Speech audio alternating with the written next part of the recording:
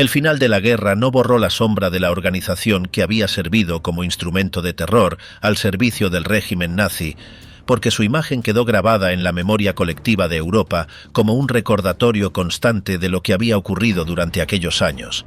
Desde los juicios internacionales hasta los debates políticos en la Alemania dividida, el nombre de la SS permaneció ligado a la idea de obediencia ciega, de violencia institucionalizada y de crímenes cometidos con una eficiencia calculada.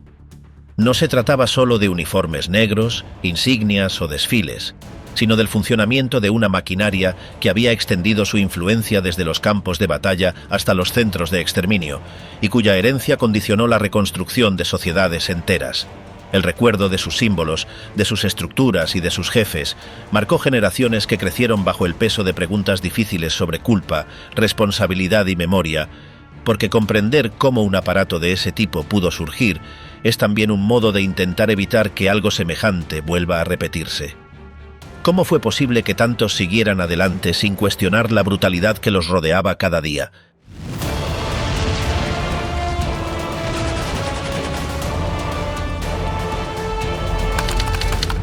De guardaespaldas a fuerza de poder, el nacimiento de las SS. Las SS nacieron en el año 1923 como una pequeña unidad de protección que servía a Adolf Hitler en actos públicos, aunque no eran independientes, sino una sección de las SA, las llamadas tropas de asalto que formaban parte del partido nazi. Estas unidades estaban encargadas de cuidar al líder del partido en reuniones y mítines, sobre todo cuando la violencia política era común y los enfrentamientos con comunistas, socialdemócratas y otros rivales sucedían con frecuencia. Su función inicial era simplemente la de una guardia personal. Ese grupo pequeño fue disuelto después del fallido intento de golpe en Múnich en noviembre de 1923. Pero cuando Hitler salió de prisión en 1924 y reorganizó el partido, el grupo fue creado nuevamente, esta vez con un nombre más formal, Schutzstaffel, que en alemán significa escuadra de protección. Su tarea principal seguía siendo la misma, proteger a Hitler y mantener el orden en los actos del partido. En sus primeros años, las SS eran pequeñas en comparación con las SA, que contaban con cientos de miles de miembros. Las SS estaban bajo el mando directo de las SA y no tenían autonomía ni poder propio. Su primer líder fue Julius Schreck, uno de los primeros compañeros de Hitler. Luego vinieron otros jefes, como Joseph Berchtold y Erhard Heiden, pero el papel de las SS seguía siendo limitado. Funcionaban como una especie de unidad de élite dentro de las SA, con un enfoque en disciplina y lealtad total al líder del partido. En 1929, Himmler fue designado como jefe de las SS. En ese momento, el grupo tenía menos de 300 miembros activos. Himmler, que hasta entonces era un miembro secundario dentro del partido, vio el potencial de ese cuerpo pequeño y comenzó a transformarlo en una organización separada, con una estructura interna propia, reglas distintas y una visión más ambiciosa. Bajo su dirección, las SS dejaron de ser una simple unidad de vigilancia y comenzaron a convertirse en una fuerza ideológica. Himmler puso énfasis en la selección rigurosa de sus miembros. Solo aceptaba a hombres que pudieran demostrar su origen germánico puro, su salud perfecta y su dedicación total al partido y a Hitler. No se trataba solo de fuerza física o capacidad de lucha, sino de formar un grupo que representara el ideal racial que promovía la ideología nazi. Este filtro redujo el número de candidatos, pero también dio a las SS un aire de exclusividad. Además, Himmler impulsó una imagen distinta para sus miembros. Mientras las SA eran conocidas por su brutalidad y comportamiento desordenado, las SS debían destacarse por su disciplina, orden y apariencia impecable. Vestían uniformes negros con insignias bien definidas y mostraban una actitud fría, controlada y calculada. Himmler creía que el uniforme era parte del poder psicológico de la organización. Al mismo tiempo, fomentaba una cultura interna basada en rituales, juramentos y símbolos que reforzaban la cohesión y el sentido de misión especial de los integrantes. Aunque todavía bajo el mando general de las SA, las SS comenzaron a establecer oficinas propias, reglamentos internos y cadenas de mando diferentes. Himmler entendía que debía actuar con cuidado para no desafiar directamente a las SA, que eran mucho más numerosas y violentas. Sin embargo, fue ampliando el alcance de sus hombres, reclutando cuidadosamente y ubicando a miembros leales en posiciones clave. La gran oportunidad llegó en 1933, cuando Hitler fue nombrado canciller de Alemania. Ese año marcó el inicio de la transformación real de las SS. Aprovechando la cercanía con el nuevo gobierno, Himmler consiguió que sus hombres ocuparan puestos en la policía estatal, especialmente en Baviera. En Múnich, por ejemplo, se convirtió en jefe de la policía local y poco después controló la policía política de ese estado. Este movimiento fue clave para construir la red de inteligencia y represión que más tarde sería usada a nivel nacional. Uno de sus aliados más cercanos fue Reinhard Heydrich, a quien colocó al frente del servicio de inteligencia de las SS, conocido como SD. Heydrich desarrolló un sistema de vigilancia interna y recopilación de información sobre enemigos del partido, sospechosos y hasta miembros del propio régimen. Con esta estructura, las SS empezaron a consolidarse como una fuerza autónoma con capacidad de control interno y represión política, separándose cada vez más de las SA. El siguiente paso decisivo ocurrió en junio de 1934, durante la llamada Noche de los Cuchillos Largos. En ese momento, las tensiones entre las SA y el resto del régimen se habían intensificado. Las SA, bajo el mando de Ernst Röhm, eran vistas como una amenaza por muchos en el gobierno, incluido el ejército regular. Hitler ordenó entonces una purga dentro de sus propias filas. Las SS, que hasta entonces seguían subordinadas oficialmente a las SA, fueron las encargadas de ejecutar esa limpieza interna. Durante varios días, las SS arrestaron y ejecutaron a cientos de líderes de las SSA y otros enemigos del régimen. Esta acción eliminó la competencia directa de las SS y marcó su ascenso definitivo como cuerpo separado y confiable para Hitler. Después de la purga, las SS dejaron de depender de las SA y respondían directamente ante el Führer. Himmler fue nombrado jefe de todas las fuerzas policiales alemanas y su poder se multiplicó. Con esta nueva autoridad, Himmler unificó las estructuras policiales bajo el mando de las SS. La Gestapo, la policía secreta, y la Kripo, la policía criminal, quedaron integradas en el sistema controlado por sus hombres. El aparato represivo del Estado ya no era estatal, sino partidario, bajo el dominio de una organización política con objetivos propios. A partir de ese momento, las SS fueron ampliando sus funciones mucho más allá de la seguridad personal de Hitler. La organización fue creciendo en número y funciones. A medida que el régimen se consolidaba, las SS fueron adquiriendo control sobre campos de detención, censura, vigilancia, seguridad interna y luego más adelante sobre unidades militares propias.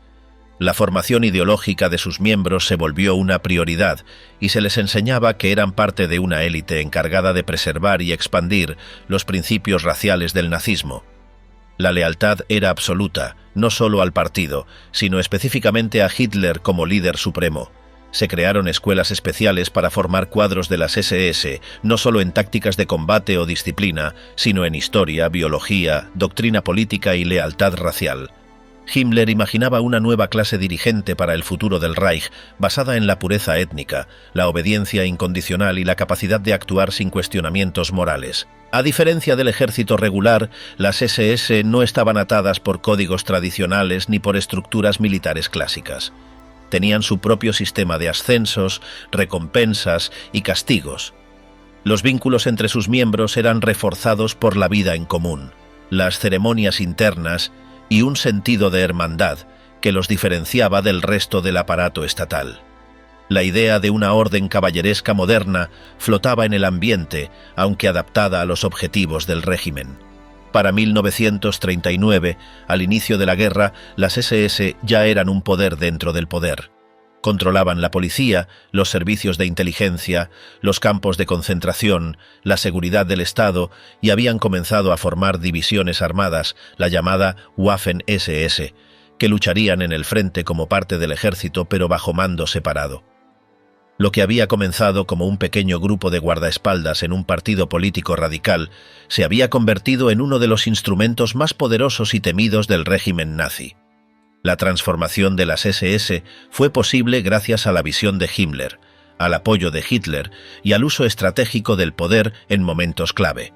Desde la purga de las SA hasta el control de la policía y la expansión ideológica, cada paso fue cuidadosamente calculado. El resultado fue una organización sin paralelo en la historia alemana moderna, con ramificaciones en todos los aspectos de la vida bajo el Tercer Reich.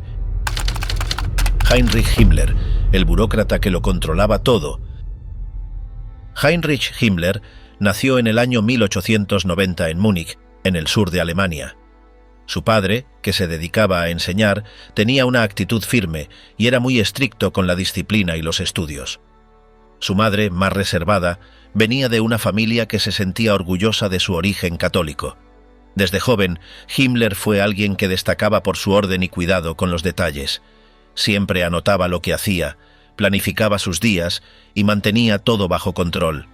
Durante su adolescencia no sobresalió en los deportes ni en la vida social, pero se interesaba mucho por la historia de su país y por los libros que hablaban sobre razas y tradiciones antiguas. En 1917, cuando la Primera Guerra Mundial seguía en marcha, Himmler intentó sumarse al ejército, pero su estado de salud no le permitió llegar al frente. Esta situación lo frustró mucho. Aún así, se mantuvo cerca del mundo militar, estudiando agricultura en una universidad técnica y mezclándose con personas que compartían ideas parecidas sobre la nación y la pureza racial. En esa época, se empezó a hablar con otros jóvenes que estaban descontentos con lo que había pasado tras la guerra, sobre todo con la derrota de Alemania y los acuerdos que se firmaron después. En 1923, Himmler participó en el intento fallido de golpe de Estado en Múnich, liderado por Adolf Hitler. Aunque no fue un líder importante en ese momento, el hecho de haber estado allí le sirvió para acercarse al círculo del partido. 2 años más tarde, se unió de manera formal al Partido Nacionalsocialista y rápidamente empezó a subir de posición. Primero trabajó en tareas menores, pero pronto destacó por su forma organizada de hacer las cosas.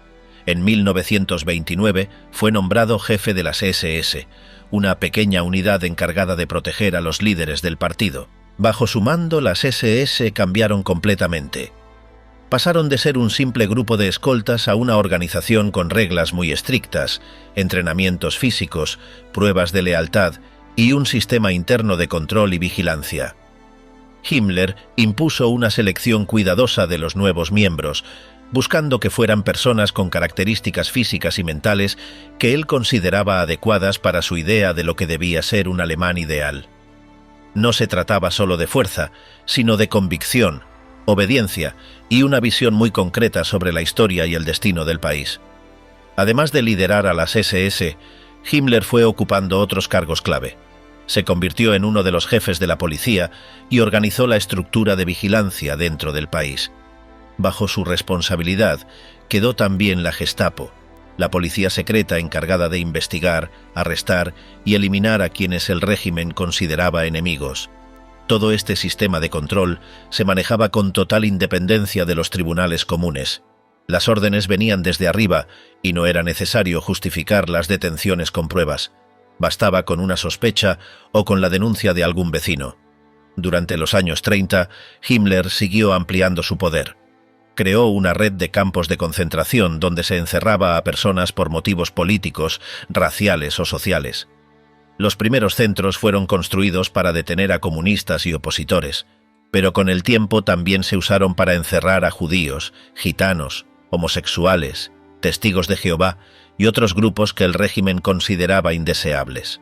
Himmler veía estos lugares no solo como cárceles, sino como espacios para reeducar, castigar y, en algunos casos, eliminar de forma directa a quienes no encajaban con el proyecto que tenía en mente. Himmler no solo se preocupaba por la parte operativa, también escribía cartas, discursos y documentos donde explicaba su visión del mundo. Creía firmemente en la idea de que había razas superiores e inferiores. Según él, los alemanes eran herederos de una tradición antigua y pura que debía protegerse a toda costa. Esta creencia lo llevó a fomentar investigaciones sobre historia, arqueología y cultura popular, buscando pruebas que confirmaran sus ideas. En muchos casos, se trataba de teorías sin base científica, pero él las usaba como argumentos para justificar sus decisiones. Con la expansión del territorio controlado por Alemania durante la Segunda Guerra Mundial, el poder de Himmler creció aún más. Se le encargó la organización de las nuevas zonas ocupadas, especialmente en el este. Allí aplicó políticas de desplazamiento, represión y exterminio. Una de las tareas más importantes que tuvo fue la coordinación de la llamada solución final, es decir, el plan para eliminar a millones de personas de origen judío. Aunque muchos organismos participaron en ese crimen, fue Himmler quien lo dirigió desde el aparato de las SS. Los campos de exterminio, como los que funcionaban en Polonia, fueron organizados por las oficinas que él controlaba. Los traslados masivos, las listas de deportación, las órdenes de ejecución, todo pasaba por sus manos o por las de sus subordinados directos. A pesar de saber lo que estaba ocurriendo, Himmler nunca mostró señales de arrepentimiento. Consideraba que lo que hacía era necesario para proteger a su pueblo y asegurar el futuro del país. Incluso llegó a decir que sus hombres debían actuar con dureza, pero sin odio, como si cumplieran una misión pesada, pero inevitable. A medida que avanzaba la guerra y las derrotas se acumulaban, Himmler empezó a pensar en cómo sobrevivir al colapso del régimen. En 1945, cuando ya estaba claro que Alemania iba a perder, intentó negociar con los aliados de manera secreta. Pensaba que podía ofrecer ciertas garantías a cambio de conservar parte de su poder. Sin embargo, estas conversaciones no dieron resultado. Cuando Hitler se enteró, se sintió traicionado y lo expulsó de sus cargos. A partir de ese momento, Himmler pasó a ser un fugitivo. Trató de escapar usando una identidad falsa. Se afeitó el bigote, usó documentos con otro nombre y se mezcló con soldados que huían del frente. Pero en mayo de 1945 fue capturado por una patrulla aliada. Al principio no lo reconocieron, pero cuando descubrieron quién era, lo interrogaron. Mientras estaba bajo custodia y antes de que pudieran llevarlo a un juicio, Himmler se quitó la vida usando una cápsula de veneno que había escondido en la boca. Murió en un pequeño edificio bajo vigilancia, sin juicio ni sentencia. Tras su muerte, muchas de las personas que trabajaron con él fueron arrestadas, juzgadas y condenadas. Su nombre quedó asociado para siempre con el sistema de represión, vigilancia y exterminio que marcó al régimen nazi. La organización que él había construido desde cero fue desmantelada por completo. Algunos de sus documentos fueron usados como pruebas en los juicios de Nuremberg. Otros escritos, más personales, fueron guardados por investigadores e historiadores. Durante los años siguientes, la figura de Himmler fue estudiada desde distintos ángulos. Se analizaron sus discursos, sus órdenes, sus hábitos diarios y hasta sus anotaciones personales. La imagen que quedó fue la de un hombre meticuloso, obsesionado con el control y convencido de que estaba cumpliendo una tarea necesaria. No era un líder carismático, ni un militar de carrera, pero logró reunir un poder enorme gracias a su forma de organizar y a su absoluta fidelidad a las ideas del régimen. El ascenso imparable de las SS dentro del Estado nazi. El cambio más notorio en el desarrollo de las SS se produjo después del nombramiento de Hitler como canciller en enero de 1933. De pronto, la SS pasó a formar parte del aparato oficial del Estado, y su liderazgo, sobre todo Himmler, comenzó a trabajar para transformar la organización, antes secundaria y subordinada al partido, en una institución con autonomía que tuviera funciones propias dentro del régimen nacional-socialista. En ese momento, las SS seguían dependiendo del SEA para tareas básicas, aunque su número había crecido a más de 50.000 miembros. El hecho de que Himmler lograra dirigir esa estructura con muy poca ayuda administrativa mostraba el grado de control y disciplina que había establecido. Ese mismo año, Himmler fue designado jefe de la policía en Baviera. Esta posición, aunque local, le permitió tener acceso a personal, oficinas, archivos y, lo más importante, a una red de influencia que fue aprovechando para fortalecer a las SS. Logró introducir miembros de su confianza en puestos claves y comenzó a establecer relaciones estrechas con otros cuerpos policiales. Este control inicial fue esencial para lo que vendría después. Poco después, Himmler consiguió que Reinhard Heydrich, oficial naval retirado, se uniera a su equipo. Heydrich, que estaba desempleado, aceptó la oferta sin muchas expectativas, pero pronto se convirtió en una figura central. Era detallista, ambicioso y extremadamente organizado. Fue puesto al frente de la rama de inteligencia de las SS, que en poco tiempo se consolidó como una estructura efectiva y temida. Esta oficina, conocida como SD, comenzó recolectando información sobre enemigos reales o supuestos del régimen, tanto dentro como fuera del partido. Con el tiempo, esa labor se convirtió en espionaje político sistemático.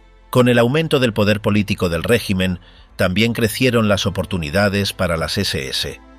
El incendio del Reichstag en febrero de 1933 sirvió como excusa para que se aprobaran leyes de emergencia que permitieron arrestos masivos, cierres de medios y represión abierta.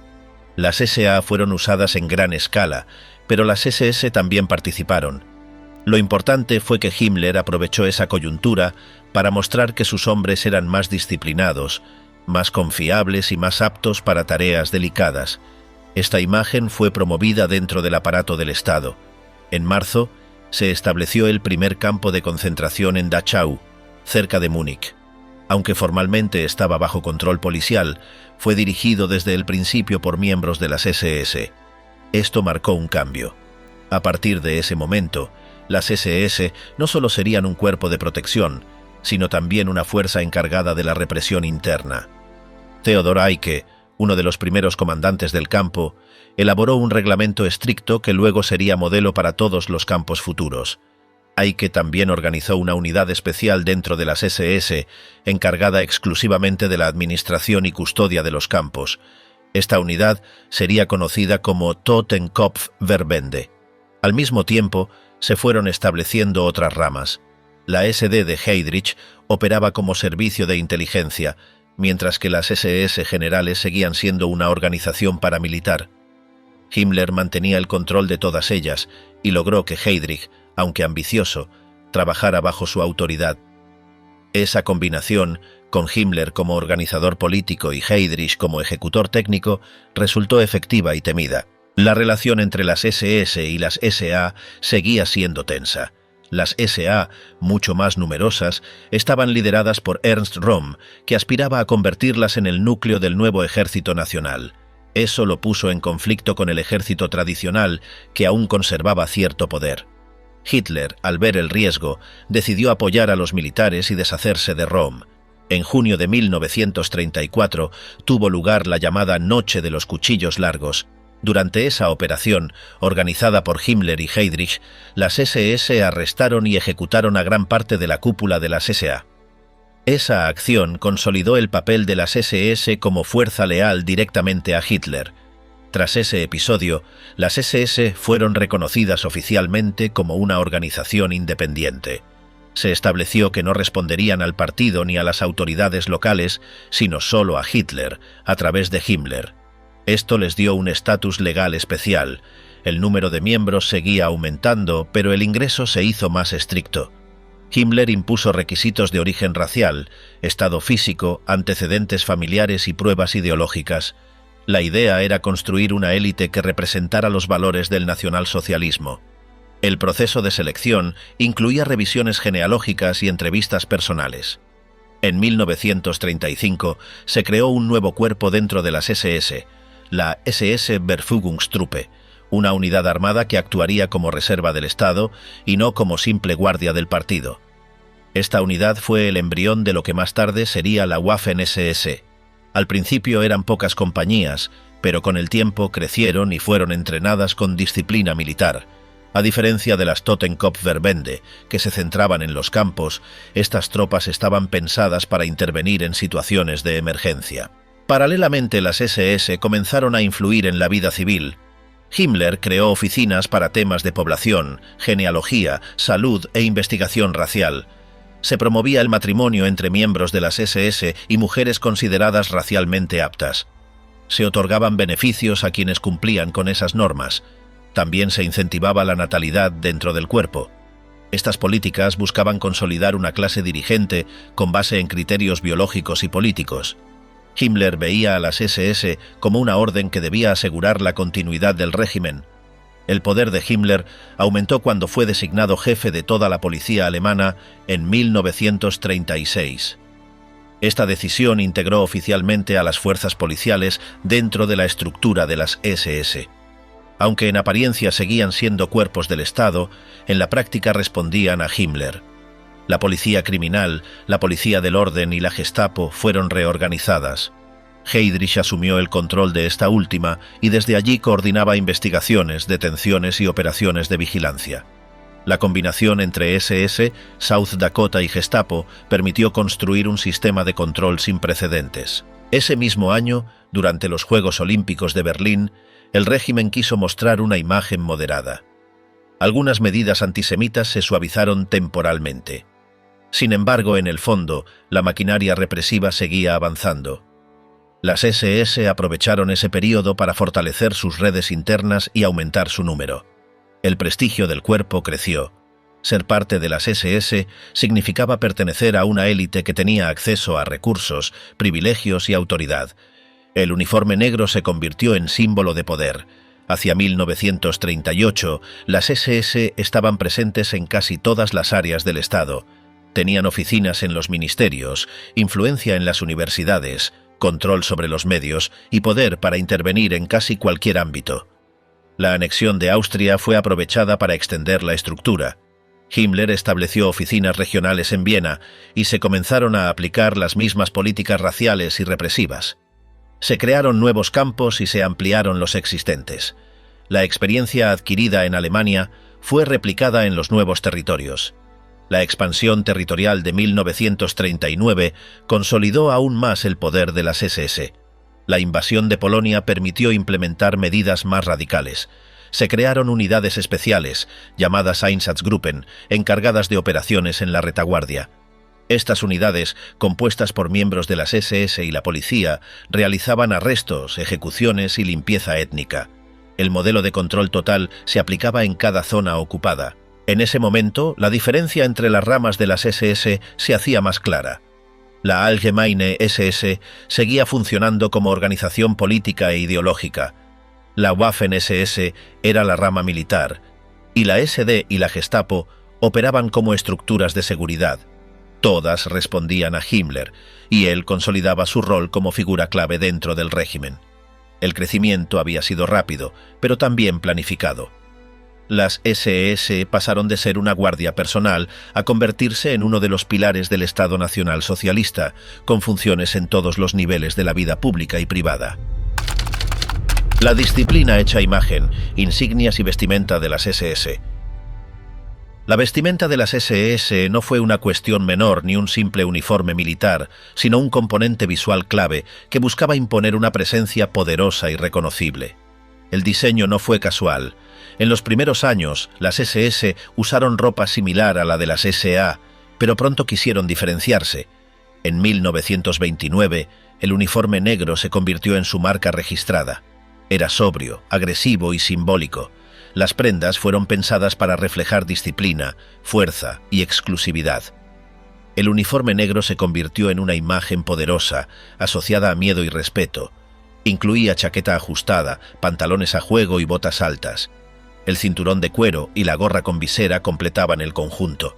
La gorra tenía un emblema con una calavera plateada, símbolo que ya se había usado antes en unidades militares prusianas, pero que las SS adoptaron como marca propia, asociada a muerte, determinación y lealtad extrema. Además, el águila sobre la esvástica coronaba la gorra, reforzando la conexión directa con el régimen nazi. Las insignias eran igual de importantes, indicaban rango, unidad y funciones. Las más reconocibles eran los parches de cuello. En el lado izquierdo, el emblema de la unidad. En el derecho, el grado del portador. Los oficiales tenían bordados plateados, mientras que los rangos inferiores usaban hilos blancos. Estos parches se convirtieron en una forma rápida de identificar jerarquías dentro de la organización, sin necesidad de palabras. El sistema de rangos en las SS era extenso y detallado, con escalas que imitaban las del ejército, pero con nombres propios. Además de los parches de cuello, los galones en las mangas y las sombreras ofrecían más información sobre el rango del individuo. Había insignias específicas para roles administrativos, técnicos o de campo. Las variaciones eran muchas. Un observador entrenado podía saber de inmediato a qué sección pertenecía un miembro y qué autoridad tenía. Cada pieza de la vestimenta estaba cargada de significado. A medida que la organización crecía, también lo hacía la variedad de uniformes. Para las unidades armadas, la Waffen-SS, se adoptaron ropas más funcionales. Camuflaje, abrigos pesados y botas resistentes se volvieron comunes en el frente. Estas tropas necesitaban equipos que resistieran las condiciones del combate, pero aún así se mantenía el diseño distintivo. Incluso en la guerra, el símbolo de las SS debía ser reconocible. Los uniformes de gala, usados en eventos oficiales, seguían usando el color negro, aunque a veces con decoraciones especiales. Medallas, cordones y cintas eran usados con orgullo. Cada insignia tenía un protocolo, dónde se colocaba, cómo se limpiaba, cuándo se podía usar. Todo estaba reglamentado. Esta obsesión por el orden visual reflejaba el ideal de disciplina absoluta que las SS promovían. Un aspecto clave era el brazalete con la esvástica. Se usaba en el brazo izquierdo y no era exclusivo de las SS, pero dentro de la organización tenía un peso simbólico fuerte. Representaba la fidelidad al partido y su uso era obligatorio en actos públicos. Junto con la gorra con calavera, se convirtió en un ícono del régimen. La población lo reconocía de inmediato. Eran símbolos de poder y temor. No todos los uniformes eran iguales. Los oficiales de alto rango tenían versiones hechas a medida, con materiales de mejor calidad y adornos adicionales. En ocasiones se incluían toques personales, como anillos o bastones. Sin embargo, siempre se respetaba el diseño base. La estética de las SS no permitía desviaciones significativas. Incluso el estilo del peinado o la forma de llevar el cinturón estaba regulado. Hubo también uniformes especializados. Por ejemplo, los miembros del personal médico tenían emblemas con la Cruz Roja.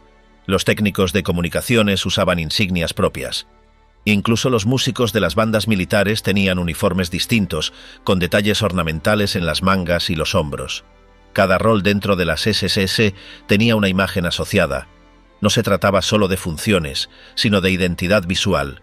El uniforme se convirtió en una herramienta de propaganda. En las marchas, las formaciones perfectas, los colores oscuros y los brillos metálicos de las insignias creaban un espectáculo visual que impresionaba a los asistentes. La estética estaba pensada para impactar. La disciplina en la vestimenta reforzaba la percepción de orden y poder. No era solo un mensaje interno, sino también externo. Con el paso del tiempo, el uniforme negro fue usado menos en combate y más en funciones administrativas o ceremoniales. En el frente, la necesidad de camuflaje y practicidad hizo que los uniformes se adaptaran.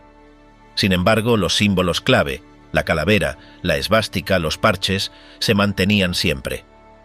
Eran la marca de la organización, lo que la distinguía del resto del ejército. Uno de los elementos más exclusivos era el anillo de honor de las SS. Se entregaba a ciertos miembros como reconocimiento personal.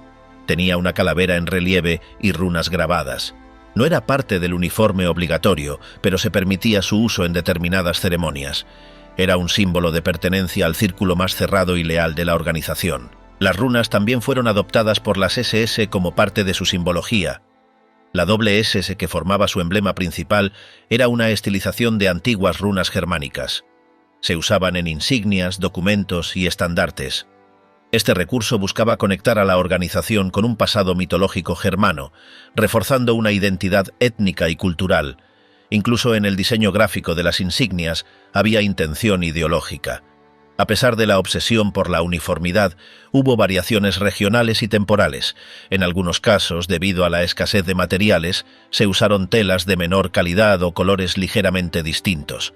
En otros, unidades destacadas recibieron prendas especiales para conmemoraciones. Sin embargo, el objetivo era mantener siempre el estándar visual, incluso en contextos difíciles. El entrenamiento incluía instrucción sobre el uso del uniforme. Los reclutas aprendían desde el primer día cómo colocarse cada prenda, cómo limpiarla, cómo mantener el aspecto pulcro. El uniforme era parte del adoctrinamiento. Era una forma de interiorizar el orden, la jerarquía y la obediencia. No era solo ropa, era una señal constante de a quién servían y qué representaban. Después de la guerra, el uniforme de las SS se convirtió en símbolo del horror. Las imágenes de soldados con gorra negra y calavera pasaron a representar la represión, la violencia y los crímenes del régimen. Muchas de esas prendas fueron destruidas o escondidas. En algunos países, su exhibición pública fue prohibida. pero su impacto visual perdura. Fue un diseño hecho para perdurar en la memoria, y lo logró. A lo largo de su existencia, las SS hicieron del uniforme una herramienta de control, de propaganda y de identificación. No era solo una prenda de vestir, era un lenguaje visual diseñado para imponer respeto, temor y obediencia. Y aunque la guerra terminó hace décadas, la imagen del uniforme negro sigue siendo una de las más reconocidas y temidas del siglo XX. La fusión letal, SS y policía al servicio del terror nazi. La policía alemana había estado bajo el control de los gobiernos locales de los estados durante gran parte de su historia, y solo durante la República de Weimar empezó a surgir un comando más centralizado. El Partido Nacional Socialista siempre había comprendido la importancia de dominar la policía, y en sus primeros días las SA a menudo chocaban con ella en las calles. Una vez en el poder, el objetivo del régimen nazi era tomar el control absoluto del sistema policial e integrarlo con las SS, que ya ejercían funciones de vigilancia interna y represión. En abril de 1933, Hermann Göring fue nombrado ministro del Interior en Prusia, el mayor de los estados alemanes. Usó esa posición para reemplazar a los altos mandos policiales con oficiales leales al partido y crear una fuerza policial secreta, la Geheime Staatspolizei, o Gestapo. Esta unidad fue entregada en manos de Rudolf Diels y colocada bajo el mando directo de Göring. El mismo año, Himmler se convirtió en jefe de la policía en Baviera y con la ayuda de Reinhard Heydrich comenzó a organizar una red de vigilancia política muy parecida a la Gestapo prusiana. A lo largo de 1934, Himmler logró imponer su influencia sobre los departamentos de policía en otros estados alemanes, ampliando poco a poco el poder de las SS sobre el aparato policial. Finalmente, en abril de 1936, Himmler fue nombrado jefe de la policía alemana, un cargo que lo colocó oficialmente por encima de todas las fuerzas policiales del país. Esta posición fue clave para consolidar el control de las SS, ya que desde ese momento Himmler actuaba como enlace entre el Estado y la policía, permitiéndole usar el sistema legal del Reich para sus propios fines. La estructura de la policía fue reorganizada bajo dos grandes ramas. Por un lado, la Ordnungspolizei, o Policía del Orden, Orpo, encabezada por Kurt Daluege, que agrupaba a la policía uniformada regular, incluyendo la de tránsito, la rural, la marítima y la montada, además de los bomberos y las unidades de protección aérea. Por otro lado, la Sicherheitspolizei, o Policía de Seguridad, SIPO, dirigida por Reinhard Heydrich, que integraba a la Gestapo y la Kriminalpolizei, Kripo, encargada de la investigación de delitos comunes. Aunque las estructuras y nombres oficiales continuaron existiendo, en la práctica, toda la policía pasó a estar bajo control de las SS. Los oficiales de carrera que permanecieron en sus puestos fueron obligados a afiliarse al partido y, más tarde, a las SS. Se esperaba que todos los jefes policiales compartieran los ideales del nacionalsocialismo, y muchos de ellos se volvieron extremadamente leales a Himmler. La fusión de la policía con las SS permitió a la organización eliminar cualquier resistencia política sin recurrir a tribunales. La Gestapo tenía autoridad para arrestar a cualquier ciudadano considerado sospechoso y enviarlo directamente a campos de concentración sin necesidad de juicio.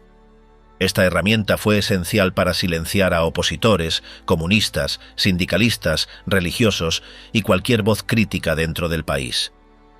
Las SS crearon así un Estado dentro del Estado, con su propia red de inteligencia, fuerza armada, tribunales y sistema de castigo. En 1939, Himmler estableció la Reichssicherheitshauptamt, RSHA, la Oficina Central de Seguridad del Reich, como órgano supremo de coordinación. Esta oficina fusionaba bajo un solo mando a todas las ramas de seguridad, Gestapo, Kripo y el SD, que era el servicio de inteligencia de las SS. Heydrich fue nombrado jefe de esta nueva estructura, lo que aumentó aún más su poder dentro del aparato represivo. Con el estallido de la guerra, las unidades policiales bajo control de las SS fueron empleadas en funciones militares y de seguridad en los territorios ocupados. La policía de orden fue movilizada para patrullar zonas conquistadas, escoltar deportaciones y participar en operaciones de represión contra civiles, especialmente en Polonia y la Unión Soviética. Estas unidades estuvieron implicadas en ejecuciones masivas, quema de aldeas y persecución de partisanos, actuando como brazo ejecutor del terror nazi. La colaboración entre la Gestapo y la policía criminal también permitió ampliar la vigilancia sobre todos los aspectos de la vida cotidiana. Escuchar una emisora extranjera, contar chistes sobre Hitler o incluso expresarse en términos ambiguos podía convertirse en causa suficiente para ser detenido. La red de informantes era inmensa y llegaba a barrios, oficinas, fábricas y comunidades religiosas. Muchos ciudadanos fueron víctimas de acusaciones anónimas que terminaban en arrestos y desapariciones. En Alemania, la población vivía bajo un clima de temor constante. La presencia de las SS y la Gestapo era permanente, aunque su accionar era cuidadosamente ocultado del discurso público. En muchos casos, los arrestos se realizaban de noche y sin explicación. Las familias no sabían a dónde habían sido llevados sus parientes ni si volverían a verlos. El sistema judicial ordinario quedaba al margen y los campos de concentración se llenaban de individuos que no habían sido condenados formalmente.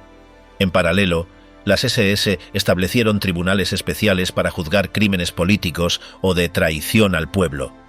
Estos tribunales, como el Volksgerichtshof, no ofrecían ninguna garantía legal y funcionaban como instrumentos de propaganda. Las sentencias eran dictadas de antemano y los juicios servían solo para dar apariencia de legalidad al castigo. Muchos de los acusados eran ejecutados tras audiencias que duraban pocos minutos. A medida que avanzaba la guerra, la policía bajo control de las SS se volvió más brutal. En los guetos judíos, en los campos de trabajo y en las operaciones de limpieza étnica, participaron activamente en asesinatos, deportaciones y trabajos forzados. La distinción entre funciones policiales y militares desapareció por completo, y la represión se convirtió en parte del engranaje del exterminio. El modelo policial nazi sirvió también de ejemplo para los regímenes colaboracionistas en países ocupados. En Francia, Noruega, Croacia y otros lugares se establecieron cuerpos policiales locales que imitaban las técnicas y estructuras de las SS, actuando en coordinación con ellas para perseguir a judíos, partisanos y disidentes. La influencia del aparato policial nazi se extendió así mucho más allá de las fronteras alemanas. Hacia el final de la guerra, con la derrota inminente, muchos oficiales de la policía intentaron desvincularse de las SS o esconder su participación en crímenes. Algunos destruyeron archivos, cambiaron de identidad o huyeron del país. A pesar de los juicios de Nuremberg y de algunos procesos posteriores, miles de miembros del sistema policial nazi nunca fueron juzgados, y muchos lograron reintegrarse en la vida civil tras la guerra. La policía bajo el régimen nazi no fue un actor pasivo ni una institución neutral, sino un instrumento clave de control y represión que actuó al servicio de los objetivos ideológicos del partido. Su colaboración con las SS fue total, y su rol en la implementación del terror fue decisivo para sostener el poder del Tercer Reich y llevar a cabo sus crímenes más graves. Del encierro al exterminio, el poder de las SS en los campos. Aunque las bases de los campos de detención se establecieron apenas unos meses después de que Hitler tomara el poder, durante los primeros años estos lugares eran algo inestable, tanto en su número como en su función. Desde 1933 en adelante, muchas autoridades regionales de las SS, junto con otras agencias, improvisaron centros para encarcelar a quienes eran considerados enemigos del régimen, como comunistas, socialistas, críticos del gobierno y personas acusadas de conducta inmoral. A menudo se utilizaban viejas fábricas o escuelas que eran reacondicionadas con urgencia, y cada una era dirigida por personal local de las SS, de la policía o incluso de las SA. En este periodo, cada lugar operaba con sus propias reglas, sin una administración común. No existía ningún sistema central de control, por lo que el trato hacia los detenidos dependía de quienes estuvieran al mando. La violencia física era algo frecuente, y algunos comandantes se tomaban libertades extremas con los prisioneros.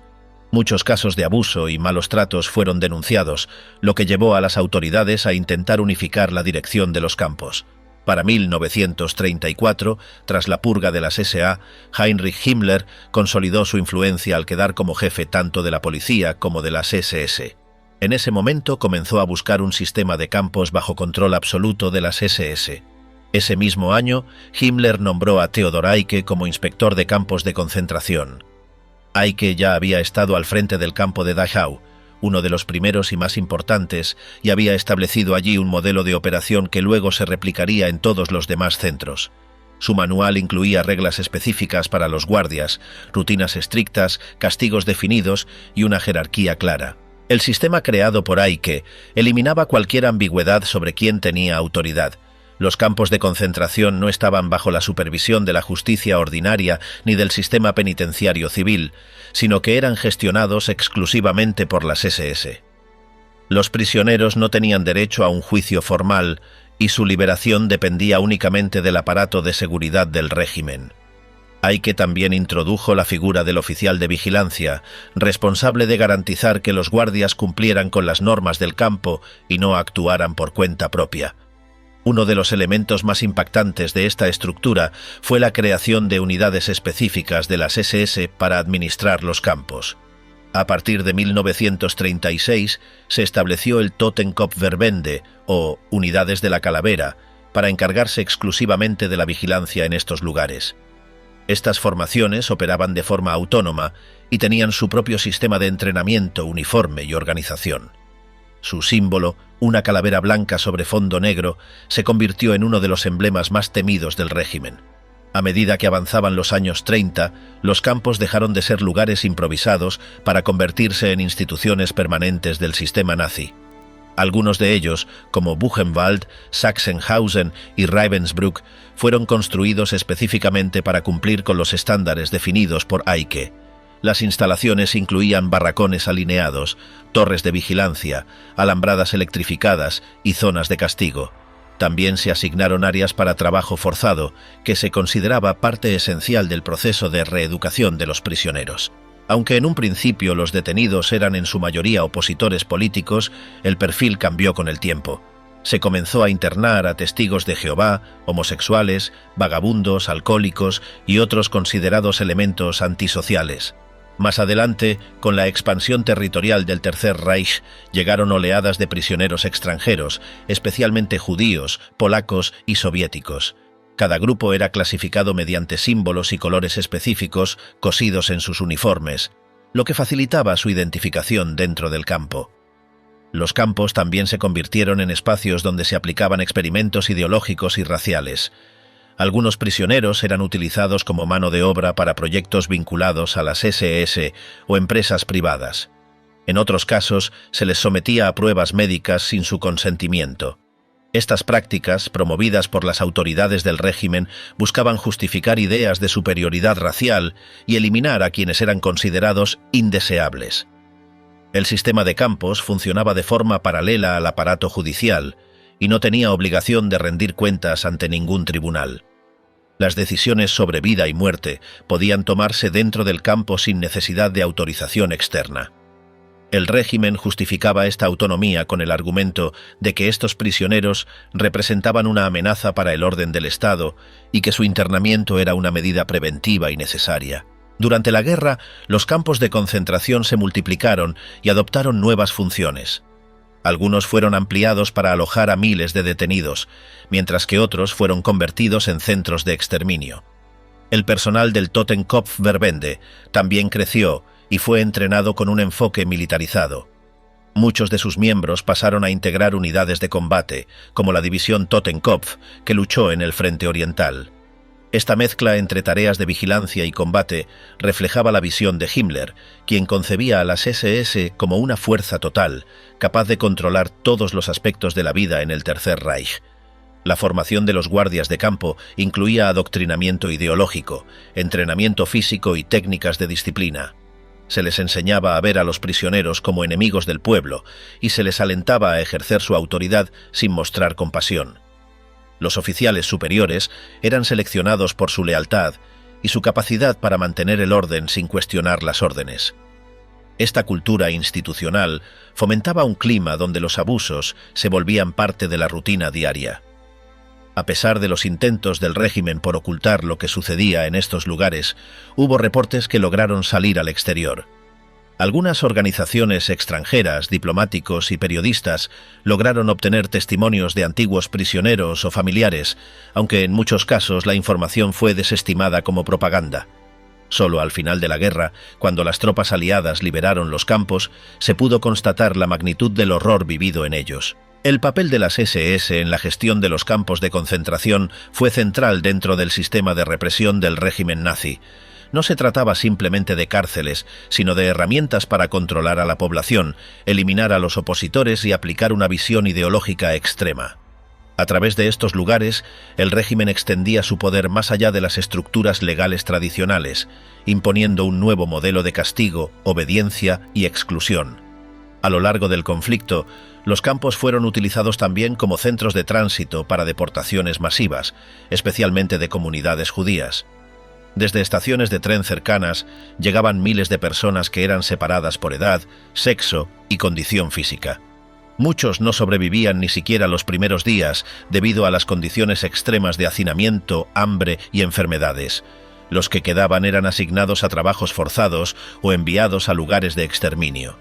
Las cifras exactas de muertes en los campos de concentración varían según las fuentes, pero se estima que millones de personas pasaron por estas instalaciones entre 1933 y 1945. Las causas de muerte incluían ejecuciones, palizas, hambre, enfermedades, trabajos agotadores y experimentos médicos. El sistema fue diseñado para quebrar tanto física como mentalmente a los detenidos y pocas veces ofrecía posibilidades reales de supervivencia.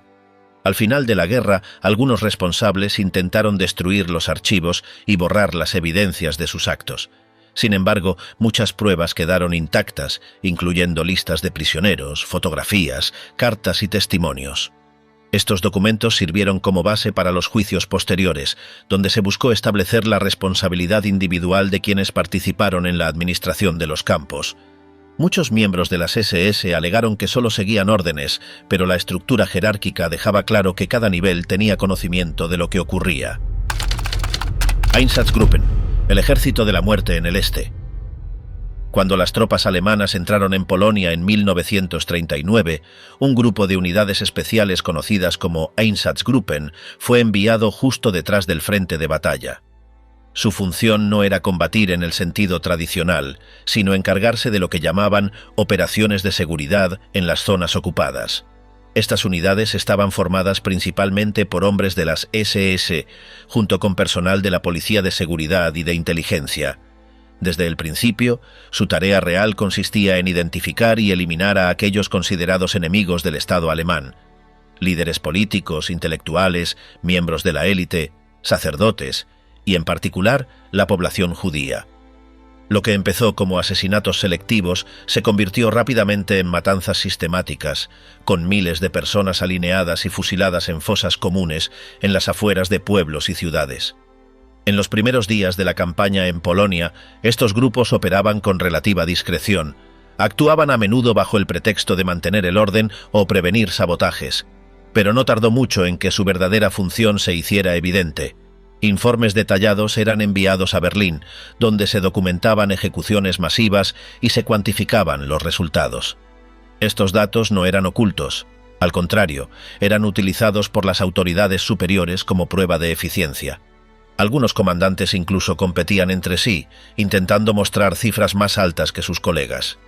Lo que se vivió en Polonia sirvió como modelo para operaciones aún más amplias en el futuro. Cuando comenzó la invasión de la Unión Soviética en junio de 1941, el papel de los Einsatzgruppen se amplió enormemente. Se formaron 4 grandes grupos, A, B, C y D, cada uno asignado a una región específica del avance militar.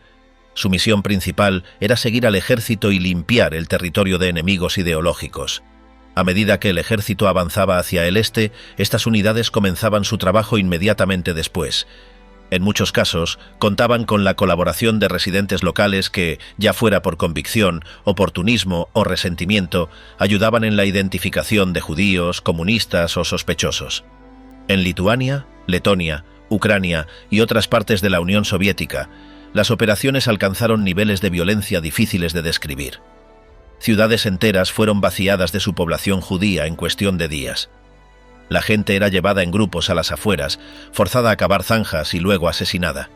No se hacían distinciones de edad ni género. Ancianos, niños y mujeres embarazadas eran eliminados con la misma frialdad que los adultos jóvenes.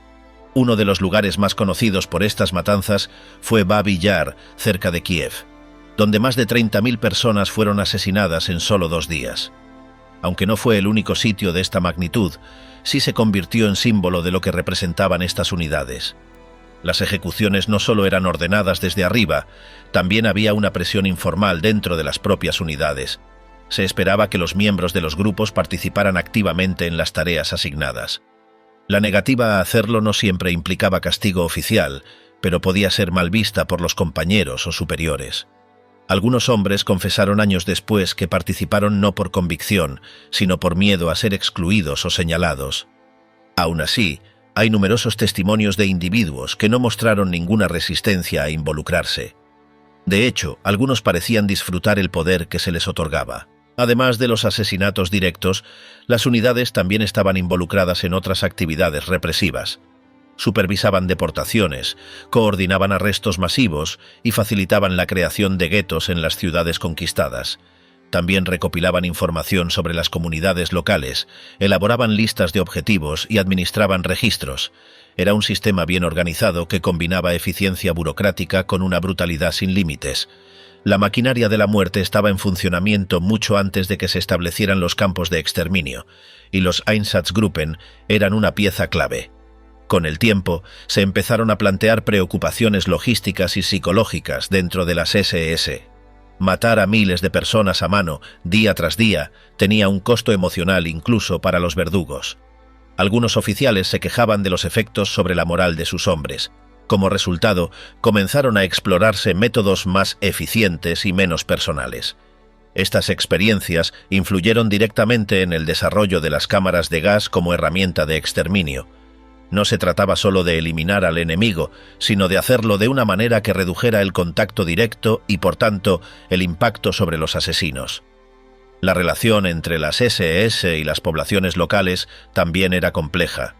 En ciertos casos, los líderes de los Einsatzgruppen animaban o toleraban pogromos organizados por civiles. La violencia espontánea contra judíos era aprovechada como forma de desviar la responsabilidad directa. Se presentaba como un acto de venganza popular en lugar de una operación estatal. Sin embargo, detrás de cada ataque estaba la mano invisible de las SS, que observaban, dirigían o intervenían según fuera necesario. A veces, incluso ofrecían armas o instrucciones a los grupos locales para facilitar los actos violentos. Los informes enviados a Berlín eran sorprendentemente detallados. No solo incluían cifras y ubicaciones, sino también observaciones sobre el ambiente, la cooperación local y recomendaciones para futuras acciones. Estos documentos eran leídos por altos mandos y archivados meticulosamente. En muchos casos, los autores no mostraban remordimiento. Al contrario, describían sus acciones con una frialdad administrativa. A menudo se usaban términos impersonales o eufemismos como acciones especiales o medidas de seguridad para referirse a las matanzas. A pesar del secretismo que rodeaba muchas operaciones, había cierto nivel de conocimiento general dentro del aparato nazi. No todos sabían los detalles, pero era evidente que algo grave estaba ocurriendo en el este. Los rumores llegaban a las tropas regulares, a los mandos militares y con el tiempo también a la población civil. Aún así, el aparato de propaganda y la censura mantenían la imagen de que las SS actuaban como una fuerza de orden y limpieza. El verdadero alcance de sus crímenes no fue plenamente comprendido hasta después de la guerra. Cuando terminó el conflicto, los líderes de estas unidades intentaron defender sus actos argumentando que solo seguían órdenes. Algunos intentaron desaparecer, otros fueron juzgados. En los juicios de posguerra, los Einsatzgruppen fueron señalados como instrumentos clave en la ejecución del Holocausto. Varios de sus comandantes fueron sentenciados a muerte, otros a largas condenas. A pesar de ello, una parte considerable de los participantes logró evitar la justicia, reintegrándose en la vida civil sin enfrentar consecuencias significativas. Fue uno de los capítulos más oscuros del legado de las SS, no solo por la magnitud de los crímenes, sino por la aparente normalidad con la que se llevaron a cabo. Los Einsatzgruppen representaron una nueva forma de guerra, en la que el enemigo no era solo el soldado contrario, sino cualquier persona que no encajara en el proyecto ideológico del régimen. Su existencia demostró hasta qué punto el sistema nazi estaba dispuesto a ir para moldear el mundo a su imagen. No actuaban por impulso ni descontrol. Eran organizados, estructurados, meticulosos. El horror no surgió del caos, sino de la planificación cuidadosa. Waffen-SS entre el combate y la represión. El desarrollo de la Waffen-SS fue lento al inicio y no alcanzó grandes proporciones hasta que comenzaron los enfrentamientos armados. La necesidad de más hombres para las tareas de combate hizo que se expandiera rápidamente. Originalmente, este brazo armado de las SS estaba compuesto por pequeños grupos entrenados especialmente, y aunque su número era limitado, sus miembros eran seleccionados con exigencia. A medida que la guerra se prolongaba, el requisito de contar con soldados bien entrenados y disciplinados llevó a incorporar más personas, algunas incluso con menos criterios de selección que los del principio. La Waffen-SS no era parte del ejército regular, pero cooperaba con él. Tenía su propia cadena de mando, su sistema de entrenamiento y su estructura independiente. Sus soldados eran instruidos tanto en táctica militar como en ideología. Esta combinación buscaba formar combatientes leales y comprometidos con el régimen, no solo en términos de habilidades militares, sino también en pensamiento político. La formación incluía ejercicios físicos intensos, simulaciones de batalla, adoctrinamiento y normas estrictas de obediencia y comportamiento. Uno de los primeros grupos que formó el núcleo de la futura Waffen-SS fue la SS-Verfügungstruppe, que se traduce como Tropa Disponible para el Führer. Esta unidad estuvo al servicio del mando político y fue considerada élite desde el principio. Tenía unidades motorizadas, artillería y otros recursos propios. Con el tiempo, se convirtió en una fuerza militar paralela, aunque oficialmente subordinada al control político de las SS. Su participación en operaciones militares hizo que se le reconociera por su efectividad, aunque también por su dureza en el combate y por estar involucrada en acciones brutales. Durante la campaña de Polonia en 1939, estas unidades demostraron que podían combatir con intensidad, aunque también fueron señaladas por cometer abusos contra civiles y prisioneros. Las acciones de algunas unidades de la SS mostraron una disposición a ejecutar tareas que otros sectores del ejército podrían haber rechazado o realizado con mayor moderación. Estos comportamientos iniciales marcaron una pauta de actuación que se repetiría más adelante en otras campañas. El crecimiento de la Waffen-SS llevó a la creación de divisiones completas. En 1940 ya existían formaciones estructuradas como la Leibstandarte SS Adolf Hitler, que comenzó como la escolta personal del líder, pero terminó siendo una división de combate. Otras unidades como la SS Totenkopf-Division y la SS Division Das Reich fueron establecidas con miembros provenientes de otros grupos SS. Estas divisiones actuaron en Francia, los Países Bajos, los Balcanes y más tarde en el Frente Oriental. La división Totenkopf fue formada con integrantes de los campos de concentración, en particular del personal de custodia. Aunque esto generó dudas sobre su desempeño, pronto mostraron que podían combatir con intensidad, aunque también con una dureza inusual. Su historial incluyó numerosos episodios de violencia contra prisioneros de guerra y civiles, lo cual no era casualidad, ya que el entrenamiento que habían recibido los había preparado para deshumanizar al enemigo y cumplir órdenes sin cuestionamientos. A medida que la guerra se volvía más compleja, el reclutamiento para la Waffen-SS se amplió. Al principio solo se aceptaban germanos con rasgos específicos, pero después se admitieron voluntarios de diferentes países europeos. Esto incluyó personas de los Países Bajos, Noruega, Bélgica, Francia, Dinamarca y más adelante incluso de los Balcanes y del Cáucaso. En muchos casos, estos nuevos integrantes eran motivados por el anticomunismo o por la propaganda, y no siempre compartían todas las ideas del régimen, pero estaban dispuestos a combatir del lado alemán. Se crearon unidades extranjeras con mandos alemanes. Estas formaciones eran llamadas divisiones SS, aunque algunas nunca llegaron al nivel de una división completa. Algunas unidades, como la división Viking, se destacaron por su desempeño en combate, y sus integrantes recibieron entrenamiento intensivo. A pesar de sus orígenes diversos, fueron integradas dentro de la estructura de la Waffen-SS y combatieron junto a otras divisiones más antiguas. La expansión trajo desafíos. A medida que ingresaban nuevos miembros, el estándar inicial de formación y disciplina se redujo en muchos casos. La urgencia por aumentar el número de combatientes llevó a una relajación de los criterios físicos, ideológicos y de experiencia. Algunas de las últimas unidades creadas fueron compuestas casi por completo por extranjeros, y su cohesión interna era menor que la de las primeras divisiones.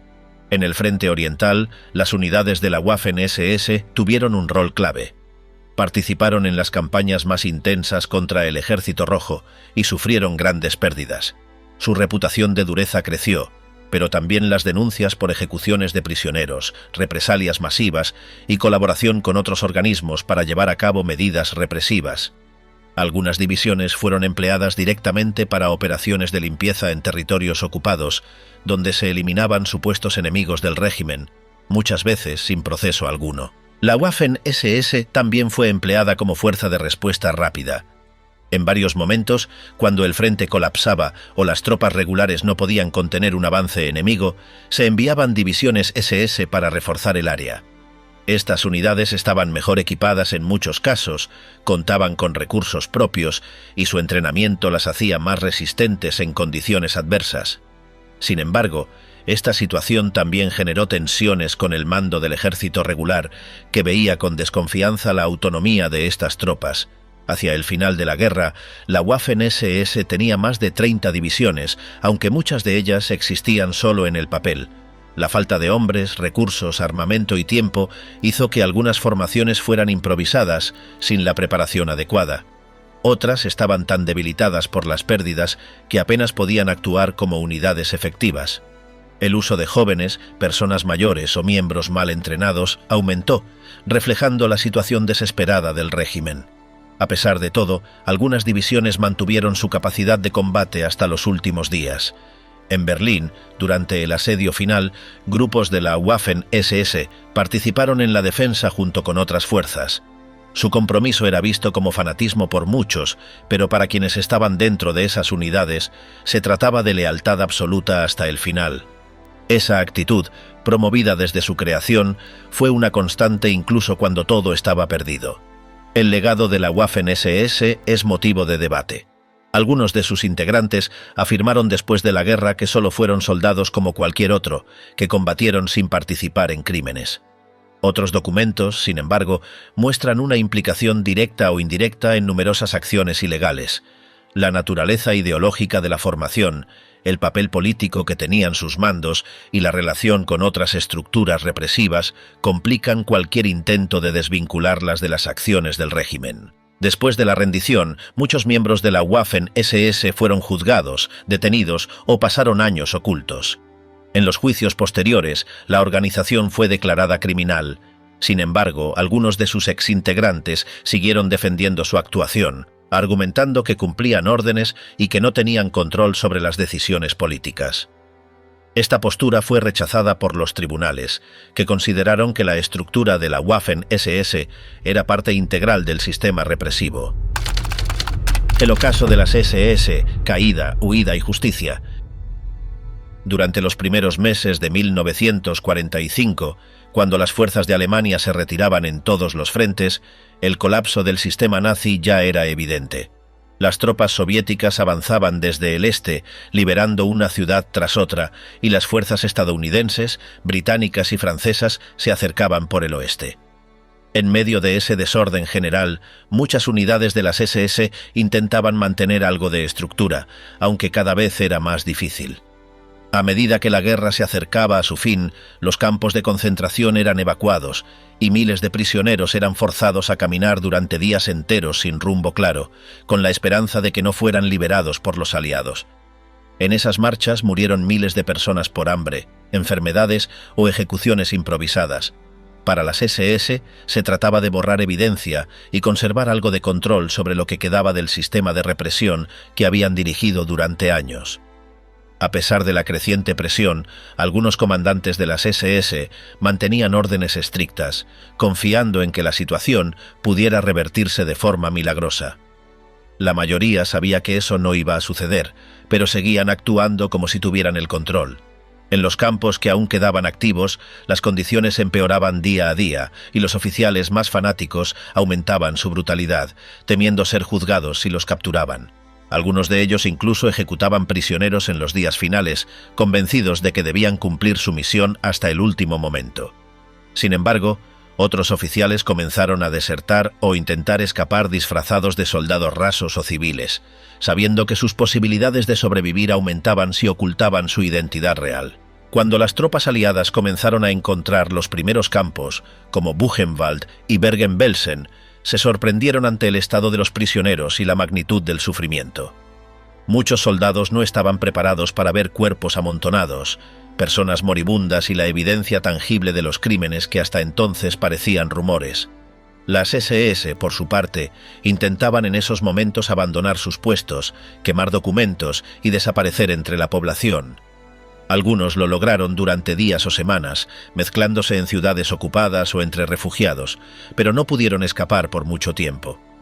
A medida que se establecían zonas bajo control aliado, se organizaban registros, interrogatorios y detenciones masivas.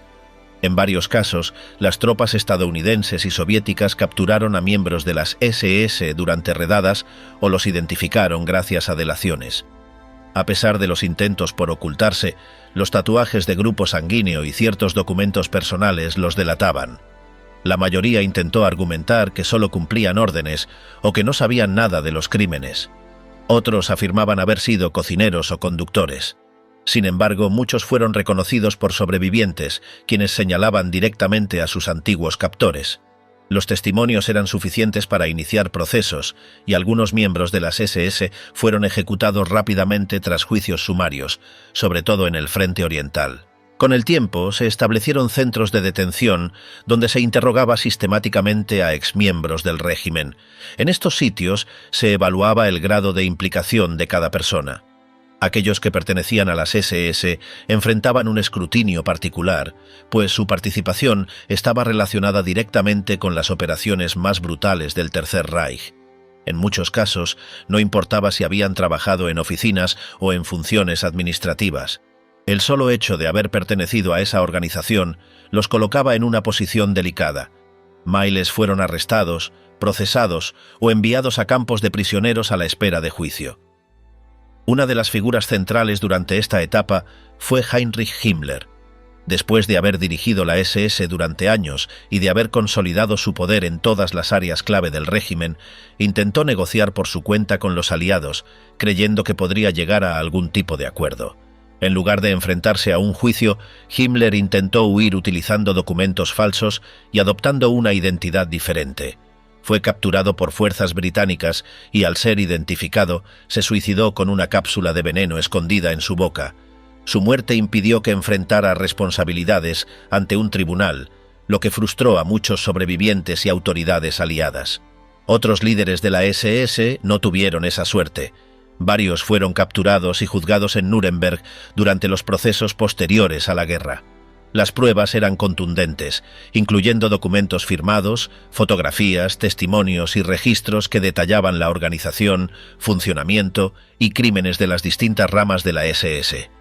Durante los juicios, los acusados intentaron minimizar su papel, argumentar desconocimiento o culpar a sus superiores. Pero la estructura jerárquica y el nivel de detalle en los informes demostraron lo contrario. Muchos fueron condenados a muerte o a largas penas de prisión. En los años siguientes, miles de antiguos miembros de las SS fueron buscados en todo el mundo. Algunos habían logrado escapar hacia América del Sur, Medio Oriente o incluso Estados Unidos y Canadá, usando pasaportes falsos o con la ayuda de redes clandestinas. Grupos de investigadores, agencias de inteligencia y organizaciones judías colaboraron para identificarlos y llevarlos ante la justicia. El proceso fue largo y en muchos casos frustrante. Algunos vivieron décadas ocultos, trabajando como ciudadanos comunes en países lejanos.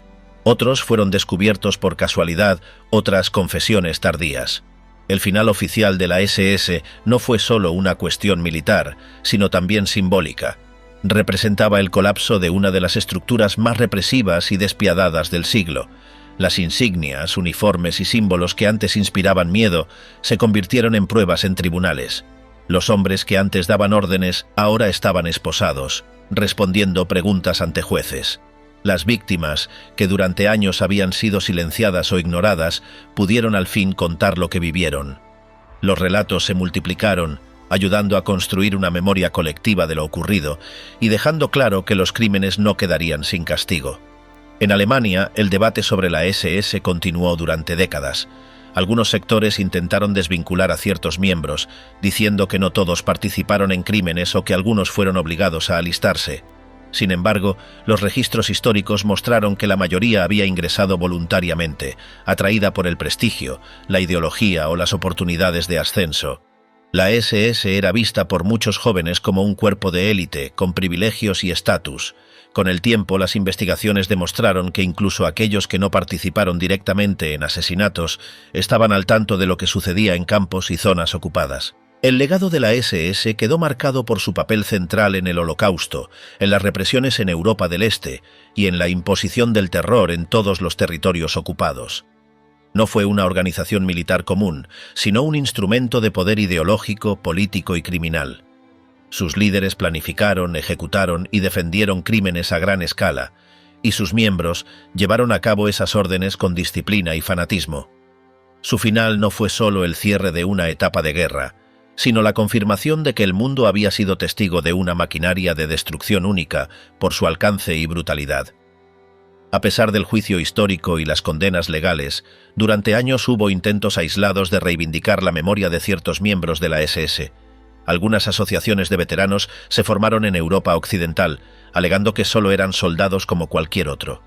Estas iniciativas fueron ampliamente criticadas por historiadores, sobrevivientes y gobiernos que recordaban que la SS no era una simple unidad armada, sino una organización profundamente implicada en crímenes contra la humanidad. El paso del tiempo no borró esa responsabilidad. Así terminó la historia de la SS, no con una batalla final ni con un acto heroico, sino con la desintegración de su estructura, la captura de sus líderes y la exposición pública de sus crímenes. El nombre que durante años fue símbolo de miedo, disciplina y poder absoluto, quedó asociado para siempre con algunos de los actos más oscuros de la historia moderna. Y su final sirvió como recordatorio de que incluso los sistemas más rígidos y despiadados pueden caer y que la justicia, aunque tarde, puede alcanzarlos. La carga del pasado, el peso histórico de las SS. La herencia de la organización SS no terminó con la derrota militar del Tercer Reich en 1945, pues su recuerdo siguió presente durante décadas, tanto en el ámbito judicial como en la memoria política y social de Europa y más allá. Desde el principio, la magnitud de los crímenes cometidos por sus miembros fue reconocida en los juicios de Nuremberg, donde se clasificó a la SS como una organización criminal en su totalidad, con la excepción de aquellos que habían sido obligados a unirse de forma involuntaria o que no habían tomado parte en delitos. Esta definición general colocó a cientos de miles de antiguos integrantes bajo sospecha, marcándolos con un estigma que dificultó su reintegración posterior en la sociedad alemana de posguerra. En los procesos judiciales internacionales, numerosos oficiales de alto rango de las SS fueron presentados como responsables directos de atrocidades, desde ejecuciones masivas hasta la dirección de campos de concentración. La documentación obtenida por los aliados, junto con testimonios de supervivientes, dejó en evidencia la magnitud del aparato represivo que había dirigido la organización. No obstante, la amplitud de sus ramificaciones significó que la mayoría de los miembros no fueron juzgados, sino que volvieron a la vida civil con distintos grados de ocultamiento o adaptación, según las circunstancias. En Alemania Occidental, el nuevo Estado enfrentó la cuestión de cómo tratar con los millones de personas que habían estado vinculadas con el régimen, incluyendo a los miembros de la SS. La desnazificación emprendida por las autoridades de ocupación aliadas tuvo como objetivo separar a los más comprometidos de los que habían tenido un papel secundario, aunque en la práctica resultó limitada por la necesidad de reconstruir rápidamente la administración y la economía del país. Esto significó que muchos exmiembros lograron integrarse en puestos de trabajo, incluso en la función pública, aunque con la sombra constante del pasado sobre sus hombros. En Alemania Oriental, bajo dominio soviético, el trato fue diferente, pues allí se impuso una línea dura contra cualquier vestigio de antiguos cuadros nazis y en particular de las SS. Numerosos juicios se llevaron a cabo en tribunales controlados por Moscú, y la propaganda estatal presentó a los exintegrantes de las SS como el símbolo máximo del enemigo derrotado. Sin embargo, también en esa parte del país hubo casos de personas que se integraron al nuevo sistema con relativa facilidad, sobre todo si demostraban lealtad al régimen comunista. El recuerdo de la SS también tuvo un impacto profundo en la política internacional de posguerra. Para los países ocupados por Alemania, el trauma de las ocupaciones y de las matanzas perpetradas por las unidades de las SS se mantuvo vivo en la memoria colectiva. En Polonia, en Checoslovaquia y en la Unión Soviética, la imagen de la SS fue utilizada como ejemplo de brutalidad, alimentando narrativas nacionales de resistencia y sufrimiento. En Occidente, la mención de la SS se convirtió en sinónimo de fanatismo, represión y crímenes de lesa humanidad. En el terreno cultural, las SS pasaron a ocupar un lugar central en la representación del nazismo. En películas, libros y documentales, la figura del uniforme negro y de la calavera se transformó en el símbolo visual del terror nacionalsocialista. La iconografía de la organización fue reconocida en todo el mundo como la imagen de la represión más implacable. El uniforme, la runa doble de la sigla y los rangos quedaron grabados como una advertencia de lo que podía generar un aparato político-militar al servicio de una ideología totalitaria. No obstante, el legado de la SS también se manifestó en controversias posteriores. Hubo intentos de antiguos miembros por reorganizar asociaciones de veteranos que reivindicaban su servicio como combatientes, especialmente en lo que respecta a la Waffen-SS, que algunos de sus antiguos integrantes trataban de presentar como un cuerpo militar convencional separado de los crímenes del régimen. Estas iniciativas fueron vistas con gran recelo por la opinión pública y por los gobiernos, aunque en algunos países se toleraron asociaciones de excombatientes bajo supervisión. Las discusiones sobre si la Waffen-SS debía ser considerada una fuerza armada legítima o parte integral del sistema criminal nazi se prolongaron durante años. Para muchos historiadores y juristas no había duda de que la Waffen-SS había estado comprometida en crímenes de guerra y que no podía separarse de la estructura general de las SS. Sin embargo, algunos veteranos insistieron en remarcar su papel como soldados en el frente, minimizando o negando su relación con las masacres. En la década de los 50 y 60, cuando Europa comenzaba a reconstruirse, el tema de los exmiembros de la SS siguió siendo un punto sensible.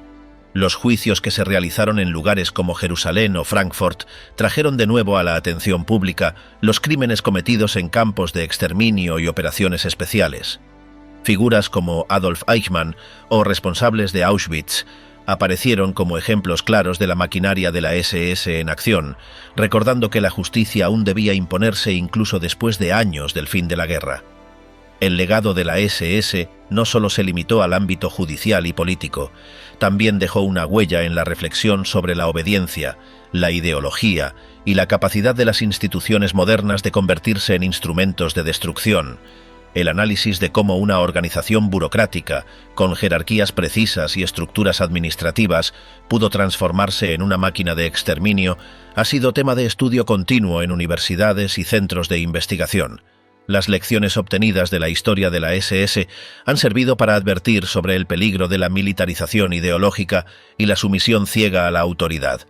En la segunda mitad del siglo XX, muchos académicos señalaron a la SS como un caso extremo de cómo la combinación de fanatismo político y disciplina organizativa podía llevar a atrocidades en una escala sin precedentes. La memoria de la SS también influyó en los debates sobre derechos humanos y en la creación de organismos internacionales dedicados a prevenir genocidios y crímenes de guerra. El ejemplo de lo ocurrido bajo la dirección de esta organización ayudó a cimentar la idea de que no podía haber impunidad para quienes participaran en actos de exterminio masivo, sin importar el rango ni la excusa de la obediencia. En Alemania, la herencia de la SS generó divisiones sociales y familiares. Muchos hijos y nietos de exintegrantes crecieron con el peso de un apellido asociado al terror, lo que los llevó en ocasiones a distanciarse de su propio pasado. Con el paso de los años, investigaciones periodísticas y testimonios de descendientes revelaron la carga emocional que supuso descubrir la implicación directa de padres o abuelos en crímenes del régimen. Durante la segunda mitad del siglo XX y comienzos del XXI, el estudio del legado de la SS se amplió, incorporando nuevas fuentes documentales y testimonios que habían permanecido ocultos. Con la apertura de archivos en Europa del Este tras la caída del bloque soviético, se pudieron conocer con más detalle las operaciones de las unidades especiales y la magnitud de las deportaciones organizadas por la organización. En el ámbito internacional, la SS se convirtió en el referente más inmediato de lo que podía representar una estructura paramilitar ideológica al servicio de un régimen totalitario. Este ejemplo fue invocado en debates sobre otros conflictos y genocidios posteriores, como advertencia sobre la rapidez con la que un aparato estatal podía transformarse en ejecutor de atrocidades. El legado también se reflejó en la legislación contra símbolos y propaganda nacionalsocialista. En Alemania y otros países europeos se prohibió el uso de insignias y emblemas de la SS, con el objetivo de evitar cualquier forma de glorificación o de resurgimiento de ideologías extremistas. Sin embargo, grupos neonazis trataron en distintas épocas de apropiarse de esa iconografía, lo que obligó a las autoridades a reforzar las medidas legales. La investigación histórica sobre la SS no ha cesado, y cada generación ha encontrado en su estudio nuevas preguntas sobre la relación entre poder, ideología y violencia. La organización ha sido vista como un recordatorio permanente de hasta dónde puede llegar una estructura política cuando elimina límites morales y se entrega a una ideología de supremacía. En definitiva, la herencia de la SS es la de un aparato que simboliza la brutalidad institucionalizada y que dejó una huella imborrable en la memoria del siglo XX. No se trata solo de su participación en la guerra, sino del modo en que transformó la obediencia burocrática en instrumento de exterminio. Ese legado sigue funcionando como advertencia para las sociedades modernas, recordando que el peligro de repetir los mismos errores siempre está presente si se olvida lo que ocurrió.